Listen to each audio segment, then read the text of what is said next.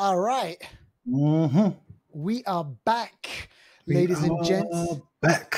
Things are looking kind of strange where you are, man. Looking very strange. The lighting. The up behind, at the front. Behind. This light over here. But there's something else looking more strange. Something else is looking really, really strange. I wonder what it would be. What? No, not that. It's your face. Like your face looks. It's your beard. Your beard is gone. Oh shit! Yes, yeah. I was just like, what's he talking about? But you know what? I'm like Shyamalans on you. I just fix your expectations, isn't it? Which we're going to get into, folks. Listen, you've downloaded actually a really interesting episode because we're going to be speaking about Trap, which is this new M. Night movie, but also Borderlands, which Deval went out and saw. And the thing is, Deval, with Borderlands, I was getting so much Guardians of the Galaxy vibes.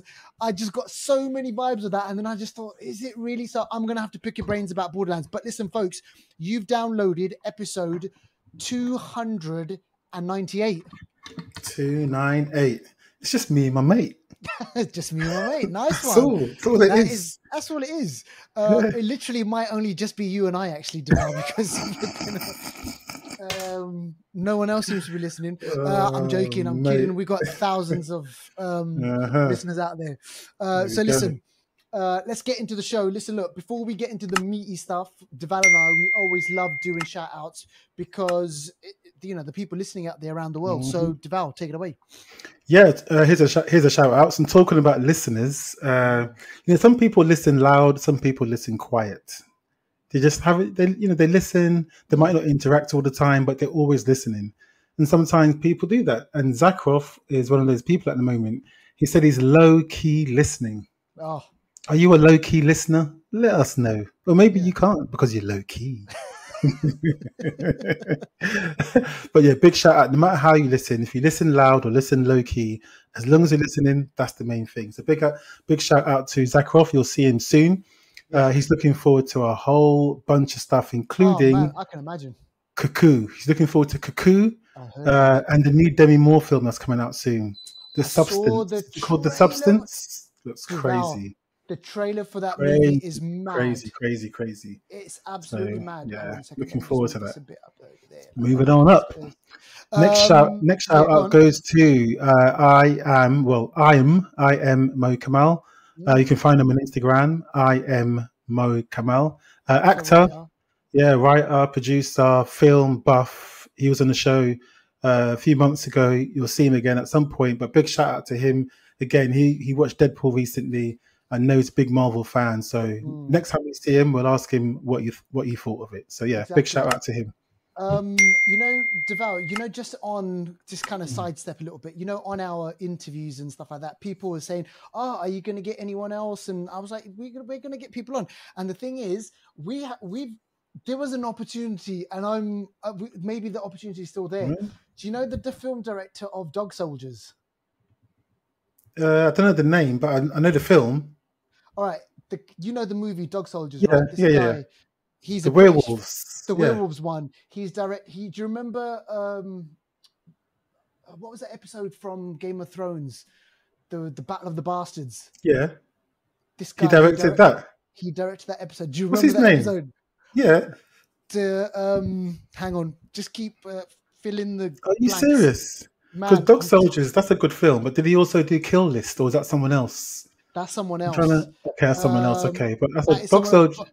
This guy, right? He's done like some serious shit. And the thing is, right? I was like, the opportunity to interview. But the thing is, I was like, I think it's too much of a jump, man. Imagine the questions that we'd have to ask this guy. But hold on, how did he get a chance? What happened? So basically, right, we because obviously people know us now, people listening to the show, and we get the opportunity to kind of review movies, and we get screeners and stuff like that. And then someone dropped us an email saying, "Oh, there's an interview opportunity because he's made a new movie." So I haven't responded just yet, but I want I'm putting this out there. Respond. Yeah. Let me get his name, man. Dog Soldiers. What's his name? And he directed The Descent. Do you remember that movie? Oh, that's a wicked. Oh, mate. This guy has done, and when I read the episodes that he's done of That is Game of Thrones, Respawn. all Neil the top Marshall. episodes, Neil Marshall. And he also done the recent one of Hellboy as well. Yes, he Done that did recently. That. Yeah, exactly. But I mean, for me, the whole thing about those episodes from Game of Thrones, those episodes that we loved, he's been behind them, man. So we're gonna have to seriously put our thinking caps on and do something. If we get him onto the show, this will be major. But anyway, that's a side note. We'll speak about that. Let's get into movie news. Now, this one, now I remember Scrubs, man. Scrubs was this massive comedy show. It was big in the UK, obviously big in the States. Yeah. Ran for, I don't know how many years, 10 years, I'm assuming, Duval. Yeah, it was a long time. It's a long time, man. Yeah. There's reruns all the time. But what's going on, man? What's going on? Is it back? Oh my gosh, it's coming back after 16 years. It went on from 2001 to 2010. Whoa. So I believe it's going to be coming back 2016 or something like that. So yeah, it's coming back, man. So that this show was, the medical professionals, I should say, and just comedy around what happens in hospitals and wacky stuff. It had Zach Braff, it had Donald. It was just a mad show.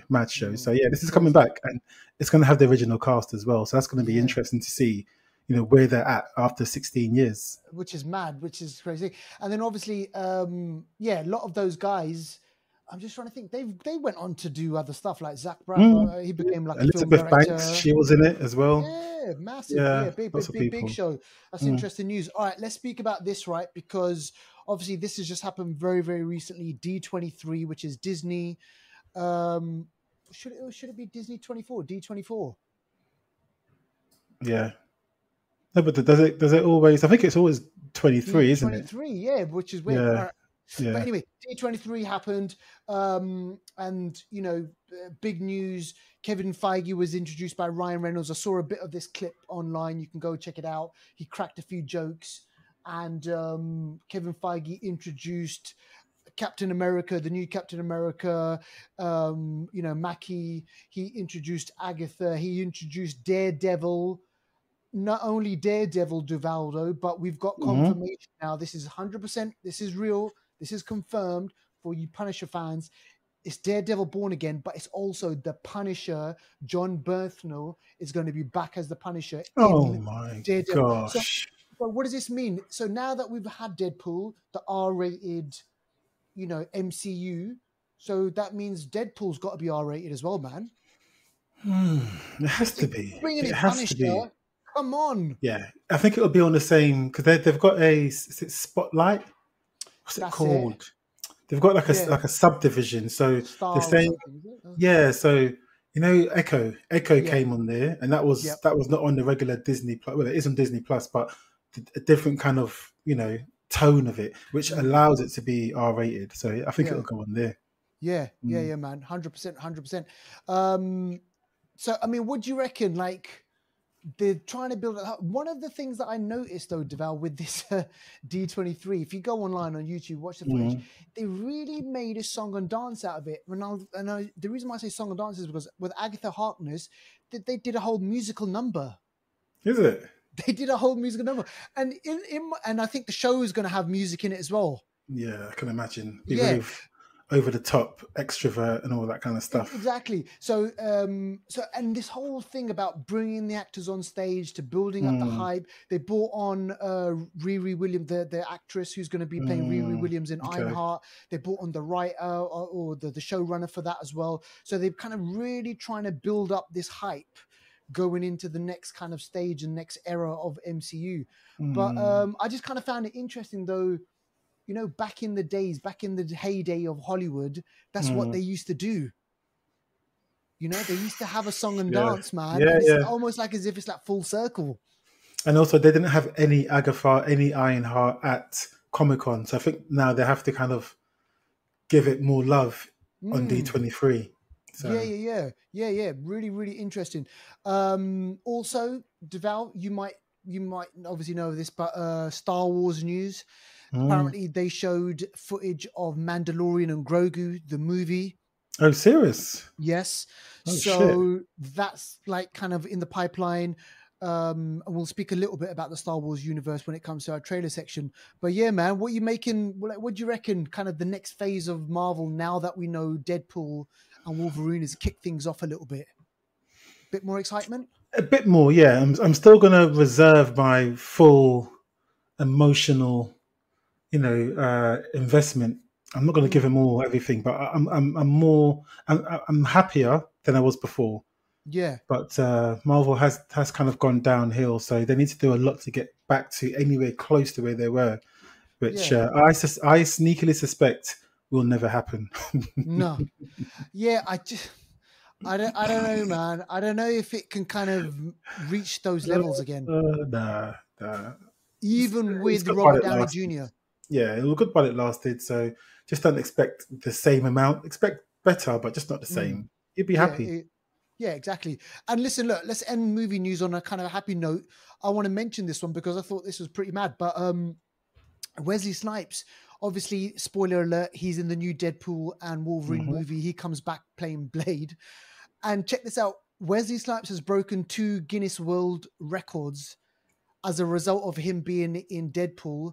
He now holds the record for the longest career as a live-action Marvel character spanning, check this out, 25 years and 340 days.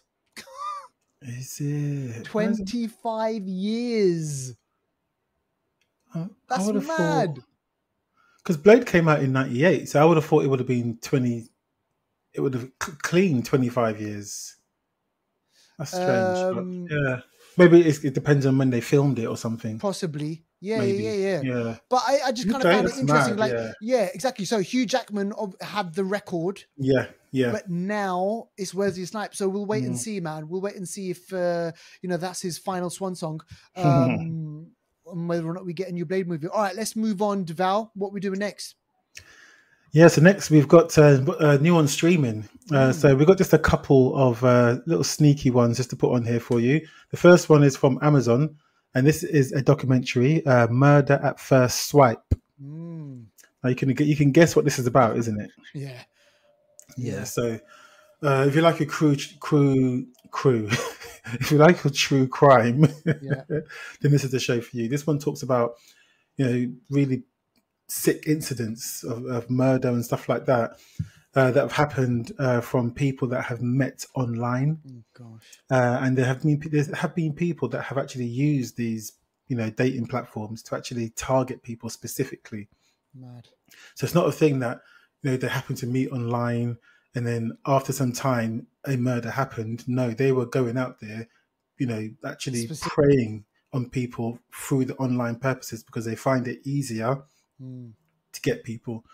So this is really, really, it's really sick. There's some detail of one that happens in the UK in particular, where a gay man targets other gay men through the app, and it's just, it's mad. It's mad. Drugs them and all kinds of stuff. It's mad. And there's we've seen kind of like serial killers in the States and stuff do things like that as well. Yeah. So man, they're out there. The crazies are definitely out there. So be safe.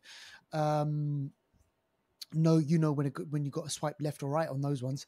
And this one, Deval, man, listen, look, I haven't seen any of House of the Dragon, and I'm the reason why I'm waiting because I think it's ended now, isn't it? That's why I put it on there. Yep, it's ended, and now I'm going to tell you everything. Okay, do it. No, I'm joking. Because now I can binge watch the whole thing. Now, all I'll say is it's all on there. HBO, House of the Dragon season 2, 8 episodes. I thought there was going to be 10, but it's 8 episodes. Yeah, and it is good. Yeah. Okay. Good. It is good. A lot happens. It carries on with the Game of Thrones formula, where you don't get too comfortable with anyone. This is just, there's dragons galore, there's politics. It's the same Game of Thrones. Again, right. Because we had Game of Thrones originally, we've got something to compare it to. So some people will say it's not as good, some people will say whatever. But House of the Dragon is its own thing, just has the Game of Thrones sort of formula and flavor. So just watch it. It's there, you'll enjoy it. Yeah, no, definitely, 100%. I won't spoil anything. Yeah, no, definitely. So go check those two out, and if you do watch them, let us know. Did you like them? Did you not like them? What are your thoughts? You can get in touch with us on Instagram. You can get in touch with us on YouTube. Drop us a message on our YouTube video. If you're watching this, actually, write a comment in the comment section, and you know what? We'll get back to you on that one. All right, let's do new trailers. Now, this one I didn't see, Deval, but this is called The Slingshot. And what we're talking about, action over here? Lots of action. This is sci-fi, actually, more sci-fi, but Slingshot. It stars Lawrence Fishburne and Casey Affleck, who we're seeing popping up quite a lot more these days. Yeah. Also stars Tomer Capone, who stars in The Boys as Frenchie. Okay. That's him, yeah. And this one's directed by Mikael Hafstrom, which sounds Danish to me, or Swedish.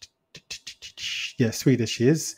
And he's directed 1408 in the past. He directed The Right. So horrors, actually, horrors. But yeah, this film is about space. An astronaut struggles to maintain his grip on reality on board a spaceship. The mission is to go to Saturn's moon, Titan. Yeah, Saturn's moon, Titan. If you know anything, I'm going to just leak into my little space do the thing. But Saturn's got some of the most, well, Saturn and Jupiter have got some of the most crazy moons out there. Titan's the second largest moon in the solar system. And there's a hint of atmosphere on there. So there's atmosphere, not like you know, oxygen and stuff like that, but there's all other kinds of chemicals on Titan. There's a bunch. Well, there's is it methane? There's methane. There's ice. There's a whole bunch basically. But Titan, along with other moons in sort of Saturn and Jupiter's orbit, are quite exotic, and they need to be really, really understood up close and personal.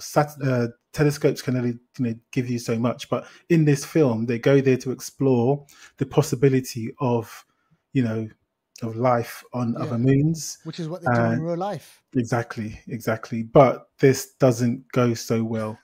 And on the journey, just the journey there alone, it seems like something goes a bit, something goes a bit mad, and it's crazy. But this looks interesting. Looks like the sort of film I would love to watch. Definitely sci-fi, lost in space type of a exactly. The feeling of being lost in space type of a kind of scenario. Yeah, I love those. Talking on that, did you hear about this thing in the news? Maybe you heard about this or not.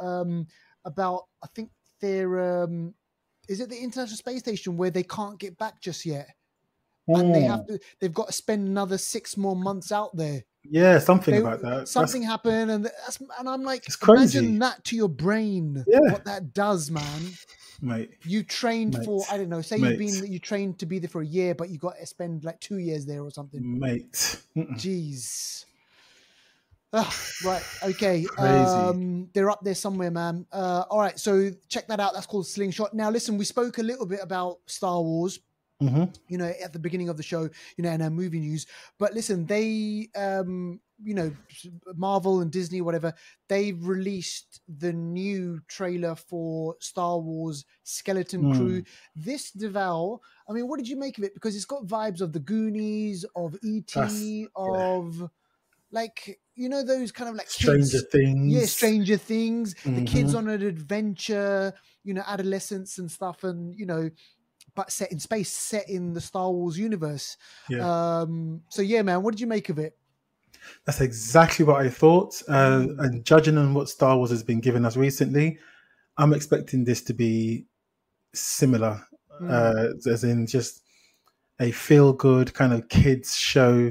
Yeah. I'm not expecting to really like it. If it does, if I do like it, that'd be great. But from the look of it, it looks like these kids are going to get on my nerves. It looks like these kids are going to be doing stuff that's going to get on my nerves. They're going to be running like Princess Leia in, what was it again? In Obi-Wan. they're going to be doing a madness, and I reckon I'm not going to like it. But let's see what happens. You know, let's see what happens. Yeah, Jude Law's in it as well. Yeah, so he plays. Do we know? It's confirmed that he plays a Jedi, right? Yeah, he's a Jedi in it. He's a Jedi, and there's a little bit of a scene which we spoke about just before the show started. Like, you know, he's lifts up off his cloak, and like, you know, you get to see him and everything. So yeah, so we don't know. Yeah, exactly. So we I don't know about the timelines. Maybe you know about the timelines, or someone else out there can tell us about timelines. Is this, you know, where does this fit in with kind of the timeline of those timelines and whatnot? Do you know what? I don't know, and I don't really care to know. Like Star Wars now has gotten to that stage where I don't even bother doing like, you know, when you want to find out this and that and that. Like, it's just the quality is just down now. It's just appetite's gone. So wherever it is in the timeline, it is what it is. It is what it is. And then at some point, I'm pretty sure we're going to get footage of Mandalorian Grogu. So expect that at some point. But in the meantime, let's check this trailer out. This is called Rebel Ridge. This is coming out on Netflix. And I guess it's kind of... Deval said something really interesting when we were watching the trailer. He was like, it's almost like as if they've got a...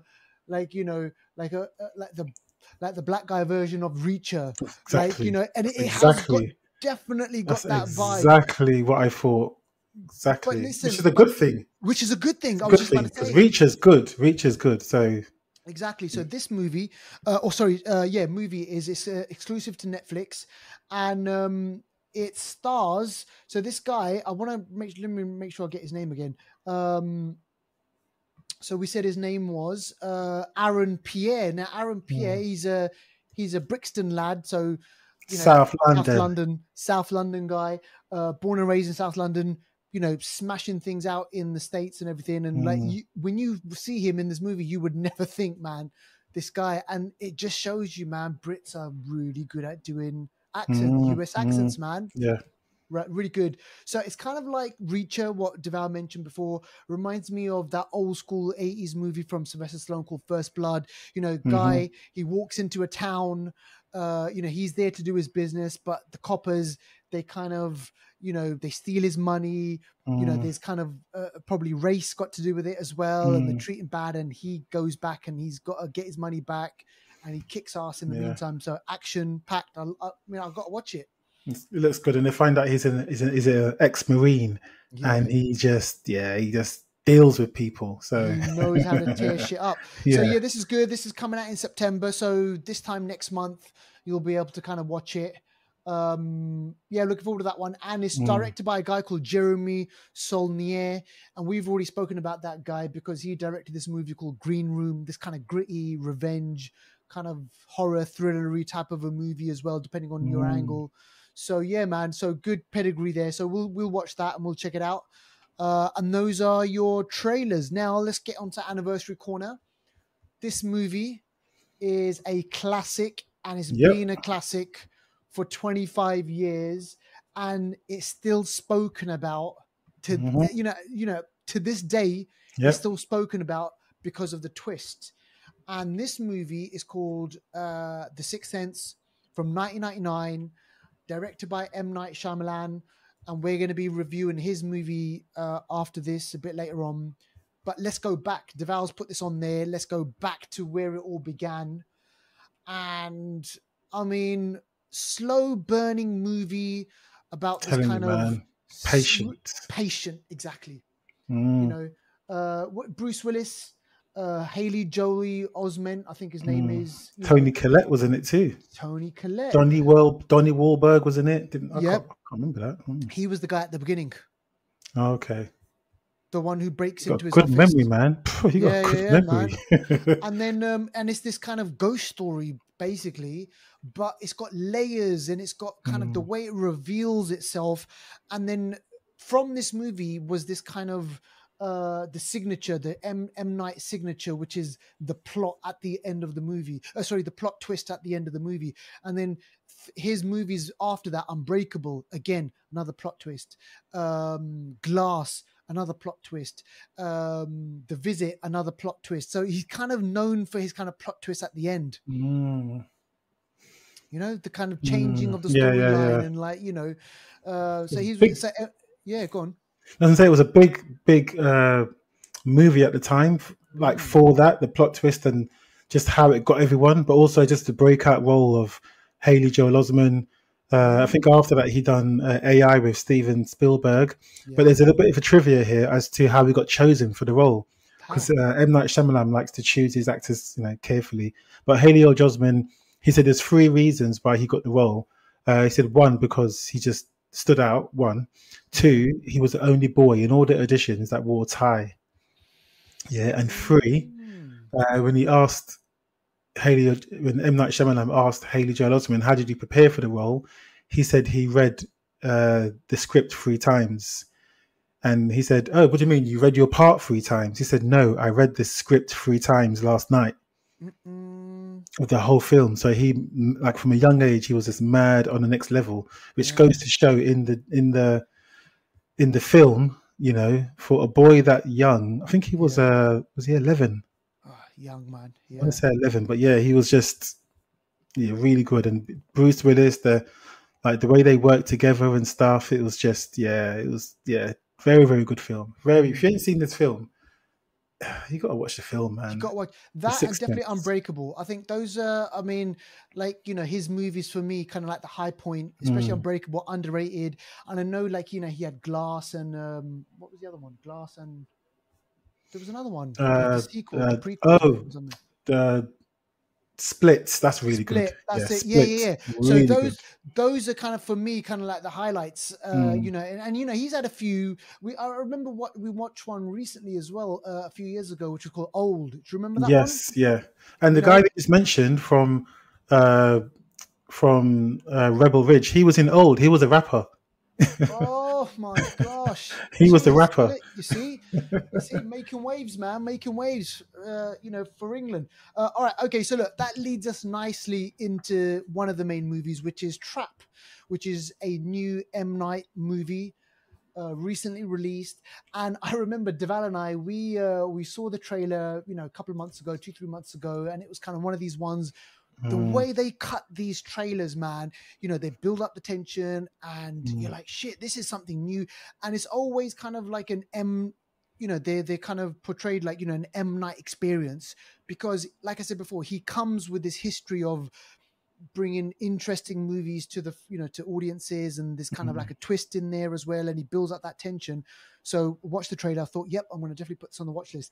So, went to go watch the movie, and Deval, have you seen it? Yeah. All right, okay, cool. Yeah. So you've seen it, right? And so first things first, Josh Hartnett, I got to shout out his performance. I want to say, out of the movie, for me personally, he's probably the best thing. And he brings this weirdness to the role where he's got to play 2 characters, and this is going to be spoiler alert, right? So spoiler alert, if you haven't seen the movie, just stop right now and watch the movie and come back. So Josh Hartnett, for me, I haven't seen him in much. He's kind of took a bit of I think there was personal stuff going on, and he kind of took a break. He was this kind of huge big star at some point, and then I remember him doing Sin City and things like that, or Sin City Part 2. Penny Dreadful as well. Yeah, Penny Dreadful and stuff. And then he kind of really didn't do much, but he's back now, and he's in this movie. He plays a dad, a doting dad, a loving father. He's taken his daughter to a concert, and it's this Lady Raven who's the singer, and there's a bit of trivia in there as well. And he just, like a normal schlubby dad who's looking after his kind of kid, and he's playing the dad kind of role. And he has a really, really, really dark secret. And that dark secret, I think Josh Hartnett, he plays that really, really well. I thought he was the standout performance for me. So he goes to this concert, and then he starts noticing there's lots of coppers around, police officers here, police officers there. And he's kind of like looking around his shoulder, and he's thinking, what's going on over here? Like, why are there so many people? And then he befriends someone, selling something at the shop. And he's like, hey, like, by the way, why are there so many coppers over here? And that person blurts out the reason why. All right. So that person blurts out the reason why. And the reason is, Deval, is what? that he is a serial killer known as the Butcher. Yeah. Yeah. So, and the And police. so that they're looking for this serial killer, and it's him. So the police have set up a trap in the concert, knowing that the Butcher has bought tickets to the concert, and obviously he knows it's. We know it's at that stage. We don't know it's him. At that stage, at that stage, that's when we realize, okay, this is the guy. Obviously, I think the trailer gave it away, but it's what it is. Yeah, and then the movie is about the police laying this trap, him being a loving and caring father because his daughter's at this concert. But at the same time, he's a serial killer called the Butcher, and he's killed like loads of people. So just think of that juxtaposition: this doting, loving father, out, on a not a day out with his daughter and everything, but at the same time, he's got to get his daughter out. He's got to get himself out, and and all this stuff. And the premise for me, Deval, is really exciting. I thought it was really good. The premise is absolutely really good. Josh Hartnett, he plays this really well. The first 45 minutes, I thought it was the edge of your seat. Yes, interesting. It was interesting, yeah. I wasn't bored, and I was like, "Shit, where's this guy going?" And how's he gonna get out of this? And he does these small little things, like he's smart. He is very smart, and he's got OCD, which all plays into the way he's a serial killer. And also, just while he's there at the concert, obviously he's seeing what's going on. There's police everywhere covering all the exits, and every now and then the police will go into the audience and pluck out a man because they think, okay, this is a suspect. And then, as you mentioned, he does some things to gain the upper hand. He tricks his way behind the scenes, hears what the police are talking about, gets a police radio, so now he's on comms. He can hear what they're saying. And there's like a FBI profiler who's caught lots of serial killers, and she knows how these people move. And there's one interesting scene where he's about to cause a distraction with the fire alarm. Yeah. And as he's you can see he's thinking of how he's going to get out of here. And as he's thinking it, the profiler says, be on the lookout. Just be aware. He's going to try and cause a distraction. He knows that he's boxed in. He's going to try and cause a distraction so he can get out. The distraction's most likely going to be this, that, or a fire alarm. And he's like... And he's just about to press it. She gets him. There's a couple of bits on there, and then and then it's elaborate, and how he gets out and who he uses and stuff like that, right? But without, oh no, man! Look, like I said before, for 45 minutes, the movie was decent. Interesting. Yeah, it's interesting. Yeah. It's interesting. It's like, shit, like, how does he get out? And how's he going to get past this person? How's he going to get past the security? And then once he does get out, spoiler alert, he does get out. At the concert, At the concert, he gets out, but then it just took a different turn. And I'm like, oh my gosh. He gets caught. He gets away. He gets caught. He gets away. I mean, this guy, like, seriously, I just couldn't believe it. And then it got so tiring for me. Do you know that, Deval? And that's I agree. That was my concern. I agree. Yeah, you're right. The first half of the film was fine. Afterwards, it just got a bit played out. Yeah. Because, and then, obviously, M. Night Shyamalan, he's... What's that word? That long posh word that when people... basically get their family a bunk up and just nepotism. That's it. Yeah, nepotism. Yeah. So because that singer's his daughter. You know that, yeah. Yeah, I know. That's his daughter. She's got her music career. Obviously, she makes cool music, whatever. I thought she was just going to be the act, and that's going to be his way of kind of getting her into the limelight. My girl is part of the film, and you can see she's so annoying. Yeah, because you can see her acting isn't up to scratch. No. I can see from when I'm an audience member and I can see someone's acting isn't up. There's a bit where the screen's on her face and she's like, I'm like, what is this?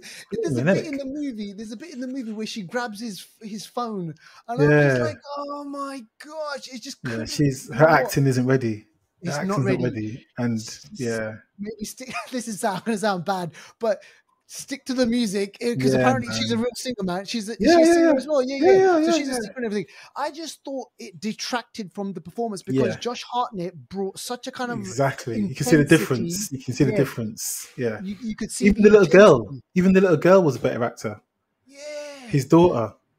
Yeah, exactly. So he brings his intensity, this kind of two Dr. Jekyll and Mr. Hyde type of thing, He and was like good. you know, he was good in it. He was good. And I just thought to myself, man, the writing just became sloppy. The kind of you know him falling through the hands and then him getting away. Yeah, that was like a cartoon, like Scooby Doo. There's a bit in the limousine where he traps her in the limousine. For some reason, he can't drive because there's people standing around, so he's stuck. Come on, man. And then she gets out the limousine. Then all the sort of people crowd around it. In between that, how do you get out of a limousine and change your clothes? Because the door has to open. So someone's seeing you come out. I don't know how he got out, changed his clothes. The police came and then they shot the limousine and they're like, oh, it's just a uniform. No, don't let anyone leave. Like that's lazy. That was the most cartoonish bit. I was like, come on, man. I'm not a writer. No way am I a writer, but that was lazy writing. Yeah, man. that was silly. Lazy. That was so silly. lazy. That was silly. That was silly. That was silly. So M. Night, he built up this whole kind of cache of like kind of goodwill. I'm like, okay, it's going somewhere. This is really interesting. I wonder what he's going to do. And the premise is really good. And then like, honestly, man, I got so annoyed. I really genuinely got so annoyed. And I was just like, should I walk out? Should I walk out? I was like, no. Serious? Yeah, man. I got so pissed off. Because, oh my gosh. Because this guy, he obviously, like, when you think of an M. Night movie, man, you just think, okay, the guy's going to deliver. There's going to be some sort of at the end. And I was just so let down, man. And then the whole dynamic with the family, that was obviously kind of, how he actually got found out in the first place was kind of interesting. But in the end, man, it lost it for me. In the end. I thought that the twist might be that the wife and him are partners. I thought, but she looks very prim and proper. She's like a church wife. And I thought, okay, once the police come or something. But I thought when the singer came, she was going to be like, I know. Do you know what I mean? I thought it was going to be some kind of twist like that, but it wasn't. Better. That'd have been different. Exactly. He's like they're working together. Husband and wife team up, like serial killers. Exactly. Man. So it was just like, No, so it fell flat. Me, it fell flat. And then and then towards the end as well. Like I don't care about the spoilers, man. They let him go. They let him hug his daughter as he's getting carried away because spoilers. They do catch him. And then they let him touch the bike, and then he's unpicking his lock while he's in the police van. So he unpicks his cuffs. Yeah. But still, from that, how are you going? He's surrounded, like there's all these escorts. How are you going to get out? He's smiling like to say, how are you going to get out? Okay, even when they open the door, they see you're uncuffed. They've got guns. Like you're still not getting anywhere. So I don't understand why they're making us think he's going to get away. This is what I don't understand. Obviously a prequel to the sequel. Yeah, exactly. I mean, you know what? I thought they could have done it like in a way in which, we find out like, how he kills and how someone gets away from him or something like that. And I don't know, man. But anyway, so for me, it's like, honestly, like 4.5, 5-ish. Like out of 10. I probably. It's hard because I did like the first half. I did like the first half. I'll probably give it a 6. I'll probably be a little bit generous to give it a 6. I did like the first half, but you're right. It just falls flat. It really falls flat, and it shouldn't. And I don't like the way they he shoved his daughter in there. He was in there as well, too much. And the daughter looks so much like him. It's like it's him like, basically. I know. I know, man. Like honestly, if I'm getting it, I want to get him on the show just to pick his brains about it. But anyway, so listen, look, that is Trap. If you are an M. Night fan, maybe you'll be disappointed. I don't know. I was disappointed. But anyway, that's our take on it. Now, Devout is going to speak about a new movie which is also out at the same time. This is Borderlands. Yes, I am. I'm going to do it in about 10, not in 10 seconds, 5 seconds. You know why? Because I got some cookies in the oven. Okay. And they look like they're just about ready. So I'm going to go and turn the oven right off, and I'll be right back. So whilst Deval is doing that, he's making his cookies. I'm going to speak about Borderlands for about 10 seconds. So because Borderlands stars, wow, so many people, obviously. So this is Kevin Hart. This is I can never left. Gina Gershon, Kate Blanchett, Bobby Lee, Jamie Lee Curtis, like I said before, Kevin Hart, and Deval. For me, even though I haven't seen the movie, I've seen the trailer. I was getting serious kind of Guardians of the Galaxy vibes. Yeah. And it's based. This is based on a game, right? Yeah, this is based on a game. I think it's on, I want to say PlayStation or the Xbox. Maybe it's on both, but this is the game. It's been out for a while. Yeah, this is like, you got your, what's the one that's on Amazon at the moment? What's the one that we've seen. It's going to bug me. The one that's on Amazon. Fallout. Yeah, it's like your Fallout, sort of that kind of, those kind of games where the landscape is all over the place. It's sort of like a post-apocalyptic kind of situation. This is kind of it. So basically, I'll break the film down really, really quickly. So again, based on an action game, basically Misfits are on a mission to save a missing girl who's the youngest girl in the group, the one with the bunny ears. They're on a mission to save her because she holds some sort of key to a greater power. So similarly to a little bit like The Fifth Element, when Bruce Willis has got to save Mila Jovovich, and she's got some sort of power within her or something. So similar to that is this premise. They're in a world that has, it's different planets actually. This world has got different planets, and people go to different planets and stuff. A bit like how you see Guardians. There's bounty hunters. There's this. There's that. There's different like ethnicities, if I can say. There's different groups of people that do certain things. Like how you got Drax and his people. You got Gamora, her people. So in this film, you kind of have those different pieces, races, I should say. So you've got that. And so literally, so this is I'm going to wrap this up really quickly. Yeah. I love it. So Borderlands, so I'll describe each character. Kevin Hart, he's like an ex-army person. He's Kevin Hart, basically. Yeah. He is Kevin Hart in this film. Okay. He's an ex-army person, he's good with guns kind of thing. You got Jamie Lee Curtis, who is like a tech person. She's got experience of helping different groups achieve different things, so she sort of goes to the highest bidder kind of thing. You got the little girl who's the daughter of a big rich person who owns a big company, who is an evil person basically, but she's like the daughter of him. Right. And the whole thing is that he's hired people to go and get her. So that's why everyone's after her. You got this character. His name is Florian Montanu. Florian Montanu. He was a guy that was in Shang-Chi with the one arm.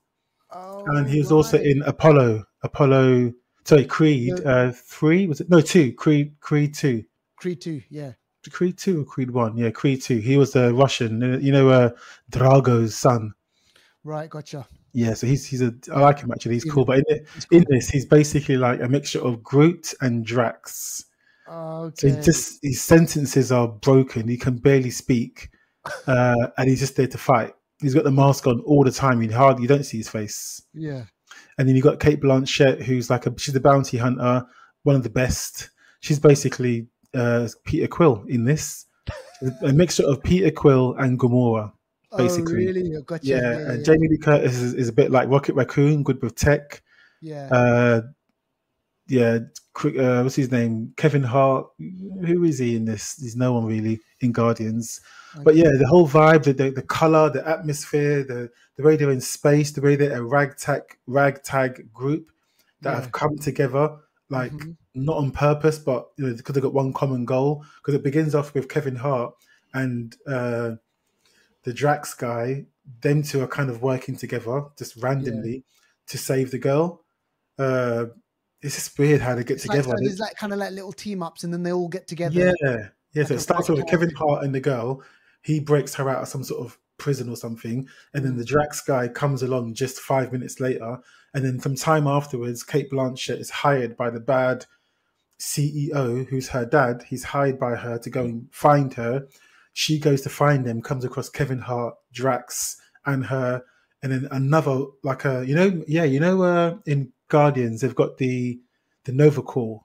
Yeah. They're like the sort of governing army. Peacekeeping army. Yeah, they've got like one of those in this as well. Oh, so they come for them, and that makes these wannabe Guardians all get together. So now they're all getting together to protect the girl against this kind of army. They find Jamie Lee Curtis, who's good with tech, shows them how to do certain things, and they all go off together. They're fighting people, blah, blah, blah, whatever. Yeah. No one gets hurt in this. You know how it goes. And it turns out that the girl is actually a clone. Oh, so when she says the CEO, the evil CEO is her dad, he made her. And she thinks he made her with some sort of special ability. But it turns out Kate Blanchett is the one that's got this special ability. So you know how in Guardians you have Peter Quill. Yeah. And her mum passed away when she was young. And she said, she told Jamie Lee Curtis, look after her. She's special.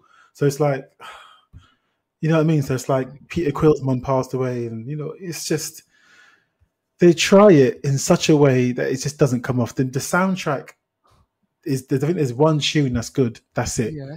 The soundtrack doesn't even save them, and it does need to save them. The comedy is just not all that. It's Oh my god! You know what? I was waiting for this film to finish. I wanted to get out. Yeah. You know, I was waiting to get out. I'll give this a 4 out of 10. I was waiting to get out. It's so funny because you're not the only critic who has.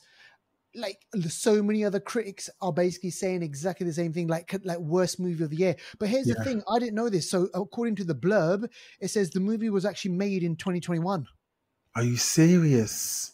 So principal photography happened in 2021, and then pandemic happened, and then there was reshoots.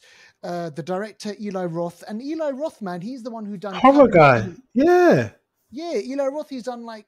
You know, he's done some decent films. And then he couldn't finish off the filming, and then Tim Miller came in to help out. But check this out, the budget. Studio interference, it says as well.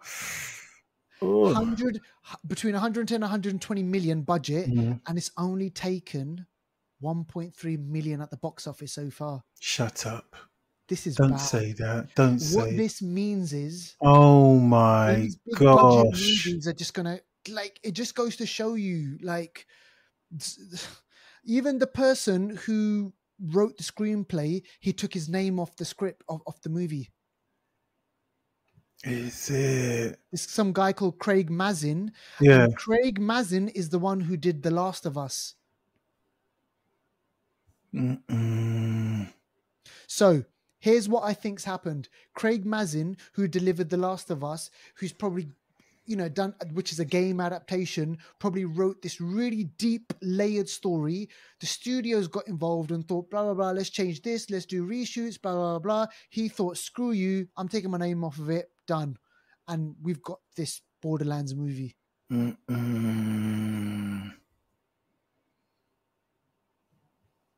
My gosh. 100 Are you serious? 100 Oh, and Jack Black, he's a robot. I forgot. Oh. He's a robot. He talks. Yeah, I forgot. Oh my god, what's going on, man? Yeah, it's got a 4 out of 10 on IMDb. 3.6 thousand votes. Jeez. Yeah, it's a shame. It's not good, man. Honestly, Edgar Ramirez is the sort of the evil CEO. The villain. And do you reckon what it means is, we're not going to obviously get game adaptations. Jesus, that train. Yeah, I reckon we will. Just not like this. Just not like this. Yeah, it can be done well. Look at Last of Us. That's done really well. Sometimes it's better a TV show, but yeah, it can be done well. It can be done well, but this just didn't work, man. Didn't work. But yeah, I'll give it 4 out of 10. Probably don't waste your time watching it. Yeah, But it sounds like as if Trap is better though.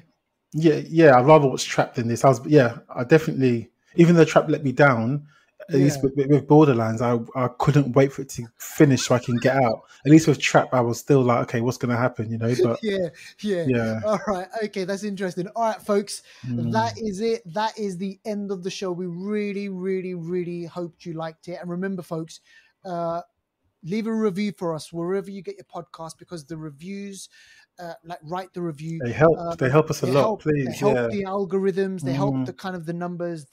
We need help. Exactly. So go kind of check out those movies if you haven't got anything better to do. Help. And let us know what you've watched and what you've seen. Now listen, Aliens next week. Romulus. I'm looking forward to it. And I'm also going to see Maxine during the week. Yes. That's been I should have seen it ages ago, but I'm going to see it. And so Aliens, that's going to obviously be the next big movie that we're going to be speaking about. And I'm pretty sure we've got when's Kraven the Hunter coming out, Deval? October, I think. Oh, okay. So we've still got a while left. There's no rush. There's no rush on that one. Trust me. No. There's no rush for that one. But anyway, so listen, there you have it, folks. That is the show. We hope you